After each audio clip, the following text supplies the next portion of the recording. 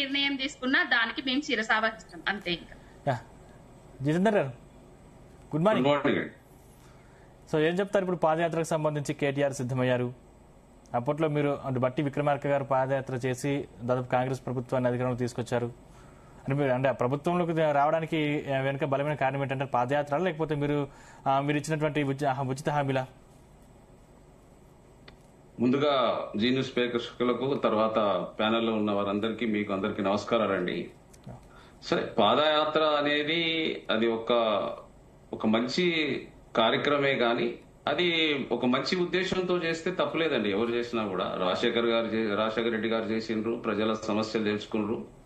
ప్రజాప్రతినిధులు అనేవాడు ప్రజల మమేకమే ప్రజలతో పనిచేస్తూ ప్రజల సంక్షేమం కోసం పనిచేయాలి. ప్రజల సమస్యలు అనేది తెలిస్తే అంటేనే పాదయాత్రలో తెలుస్తాయి డోర్ టు డోర్ అయినప్పుడు.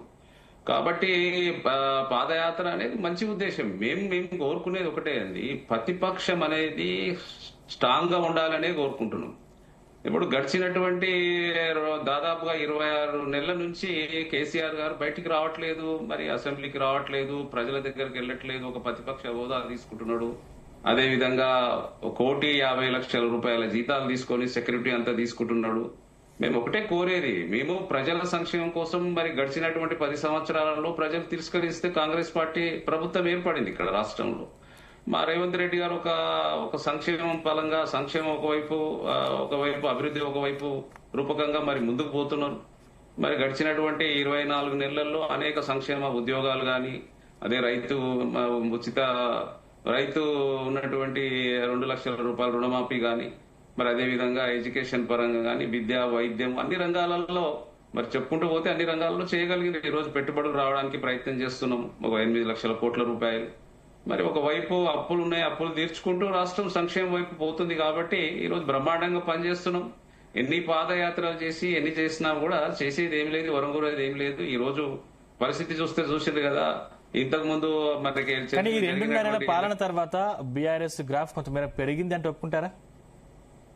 ఎక్కడ పెరిగిందండి? ఇప్పుడు చూడు, మీకు బై ఎలక్షన్స్ లో 2 మేమే గెలిచినాము, సర్పంచ్ ఎలక్షన్స్ లో హైయెస్ట్ గా మేమే గెలిచినాము. మొన్న జరిగినటువంటి మున్సిపల్ ఎలక్షన్స్ లో పెద్ద ఎత్తున 94 మున్సిపాలిటీస్ మేమే తీసుకోగలిగినాము. కార్పొరేషన్స్ దాదాపుగా 6 కార్పొరేషన్స్ మేమే గెలిచగలిగినాము. ఈ రోజు ప్రజలు మా వైపు ఉన్నారు కాబట్టి ఈ రోజు వాళ్ళు ఎంత పాదయాత్ర చేసినా గడిచినటువంటి 10 సంవత్సరాల వరకు అవకాశం ఇచ్చారు. చేయాల్సినటువంటి చాలా ఉండేవి వాళ్ళకు. ఇప్పుడు నీళ్లు, నిధులు, నియామకాలనే రూపకంగా వచ్చినప్పుడు నీళ్ల విషయంలో కొంత ఫెయిల్ అయిపోయినరు, నిధుల విషయంలో తెచ్చుకోలేకపోయినరు. ఇప్పుడు అంత పెద్ద కాళేశ్వరం కట్టిండు, మరి పదే అనేక సందర్భాలు చెప్తున్నాను. మోడీ గారితో కలిసి ప్రయాణం చేసినప్పుడు దాదాపుగా 1,00,000 కోట్లు పెట్టి కట్టిండ్రు అంటున్నారు కాళేశ్వరాన్ని. ఆ డబ్బంతా వృధా అయిపోయింది కదా. ఈ రోజు అదే మరి మోడీ గారితో తెచ్చుకున్నట్టు అయిపోతుండే, ఒక జాతీయ ప్రాజెక్టు ఒకటని తెచ్చుకుంటే అయిపోతుండే కదా. మరి ఇవన్నీ చేయాల్సిన అవసరం ఉండే. 10 సంవత్సరాలు అవకాశం ఇచ్చినప్పుడు బీఆర్ఎస్ కు ప్రభుత్వ పరంగా ఈ రోజు మోడీకి అనుబంధంగా పనిచేసినప్పుడు మరి తెచ్చుకోవాల్సిన అవసరం ఉండే. ఈ రోజు ఇక్కడ రాష్ట్రంలో ఎంపీలు ఉన్నారు, ఈ రోజు మంత్రులు కూడా ఉన్నారు. కాబట్టి అందరూ రాష్ట్రాన్ని అభివృద్ధి చేసే వైపులో అందరూ కలిసి సమిష్టిగా పనిచేస్తేనే అభివృద్ధి చెందుతుంది. కాబట్టి ఎన్ని పాదయాత్రలు చేసినా ఏం చేసినా కూడా ఈ రోజు మా ఉన్నటువంటి రేవంత్ రెడ్డి గారి నాయకత్వంలో ప్రజల సంక్షేమంగా మీరు చూడండి. ఈ రోజు మాకు ఒక గేమ్ చేంజర్ సన్నబియ్యం అనేది. అన్ని 10 సంవత్సరాలు పరిపాలించినప్పుడు సన్న బియ్యాన్ని ఇచ్చే అనేది ఆలోచనే రాలేదు కేసీఆర్ గారికి. ఎందుకంటే ఆ దొడ్డు బియ్యం ఎంతసేపు వాళ్ళ ఉన్నటువంటి రేషన్ డీలర్లు ఒక మాఫియా టైప్ నడుపుంటారు దాన్ని అంతా. కాబట్టి ఈ రోజు మరి అటువైపు రైతుల సంక్షేమం, ఇటు పేదవారి సంక్షేమం, మరి ఒకవైపు ఉద్యోగుల విషయంలో ఉద్యోగాలు ఇవ్వడం గాని, పెట్టుబడులు తీసుకురావడం గాని, అన్ని విషయాలలో మరి రాష్ట్రంలో ఉన్నటువంటి రేవంత్ రెడ్డి గారి సారథ్యంలో బ్రహ్మాండంగా ప్రయత్నం చేస్తున్నారు. ఆయన ఎన్ని పాదయాత్రలు, ఇప్పుడు అంతకుముందు 10 సంవత్సరాలు ఉన్నప్పుడు ప్రజల దగ్గరికి వెళ్లి ప్రజలతో మమేకమై పనిచేసినప్పుడు అప్పుడు ఎందుకు ఒకరు కూడా పాదయాత్ర చేయలేకపోయారు బీఆర్ఎస్ నుంచి. మా కాంగ్రెస్ లో చూడండి, మరి రాహుల్ గాంధీ గారు ఈ రోజు కాశ్మీర్ నుంచి కన్యాకుమారి నుంచి కాశ్మీర్ వరకు పాదయాత్ర చేయగలిగినారు. రాజశేఖర రెడ్డి గారు అయితే బ్రహ్మాండంగా పాదయాత్ర చేసి ఆ రోజు చంద్రబాబు నాయుడు గారు కరెంటు విషయం గాని, రైతుల విషయం గాని అనేక రకాలుగా మాట్లాడినప్పుడు ఆయన ప్రజల దగ్గర పోయి ఆ పాదయాత్ర వల్లనే మేము కూడా పాదయాత్రలో పాల్గొన్నాను, నేను కూడా పాదయాత్ర ఏర్పాట్లు చూసినాను. కాబట్టి నాకు బాగా తెలుసు ప్రజలు ఎట్లా ఏ రకంగా ఆహ్వానించారు, ఏ విధంగా రాజశేఖర రెడ్డి గారిని ఆశీర్వదించి 2 సార్లు 10 సంవత్సరాల ప్రభుత్వంలో కాంగ్రెస్ వారి సారథ్యంలో జరిగిన విషయం మంచి విషయం అది. కాబట్టి ఎప్పుడైనా కూడా ప్రజల సంక్షేమం కోసం ప్రజలతో మమేకమై పనిచేసినప్పుడే మరి వాళ్ళు ఆశీర్వదిస్తారు, ప్రజాప్రతినిధులు కాగలుగుతారు, ముఖ్యమంత్రి రాగలుగుతారు, ప్రభుత్వం రాగలుగుతుంది. ఇక్కడ ఏంటంటే ఆ రోజు ఈ రాష్ట్రం కోసం నీళ్లు నిధులు నియామకాలు మనం టీఆర్ఎస్ మన తెలంగాణ రాష్ట్ర సమితిని మొదలుపెట్టి అందులో టీఆర్ఎస్ తీసేసినప్పుడే వీళ్ళకు అర్హత కోల్పోయారండి. వీళ్ళు ఇంకేం చేయగలుగుతారు వీళ్ళు?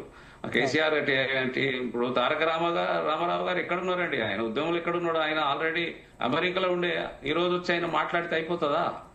కాబట్టి అది మేమేమంటున్నామంటే ప్రతిపక్ష పాత్ర పోషించమంటున్నాం. మేము కేసీఆర్ గారిని మేము రమ్మంటున్నాము, సలహాలు సూచనలు ఇవ్వమంటున్నాము, బయటికి రమ్మంటున్నాము, పనిచేయమంటున్నాము. పనిచేయొద్దని ఎవరంటారండి? రాజ్యాంగం ఇచ్చిన ప్రకారంగా ముఖ్యమంత్రి తర్వాత ముఖ్యమంత్రి అంత స్థానం ప్రతిపక్ష నాయకుడిది. అటు రాజ్యాంగ ప్రకారంగా అధికారులు వినాల్సిన పరిస్థితి ఉంటది, చొప్పించి చేయించుకోవచ్చు ఈ రోజు. కాబట్టి ప్రతిపక్ష పాత్ర అంత పెద్ద గొప్ప పాత్ర. ఆయన ఈ రోజు దాదాపు 26 నెలల నుంచి ఆయన ఫామ్ హౌస్ కే పరిమితం అయిపోయాడు. ఫామ్ హౌస్ లో కూర్చొని పంట పండించుకుంటున్నాడు. వేరే వాళ్ళకేమో అంతకుముందేమో వరి ఉరి పడుతుంది అన్నారు. ఈ రోజు వరితోటి డబ్బులని రకరకాల డబ్బులు సంపాదించుకొని వ్యవసాయం చేసుకుంటుండ్రు. కానీ అది కరెక్ట్ కాదు. అది రావాలి, కేసీఆర్ గారు రావాలి బయటికి, కేటీఆర్ గారు రావాలి బయటికి. వస్తే తెలుస్తుంది ప్రజలు ఏ విధంగా చూస్తారు అనేది తెలుస్తుంది కదా. ఎన్ని పాదయాత్రలు చేసినా వాళ్ళకు మేము దీర్ఘకాలికంగా మా రేవంత్ రెడ్డి గారు ముఖ్యమంత్రి ఉంటారు, దీర్ఘకాలిక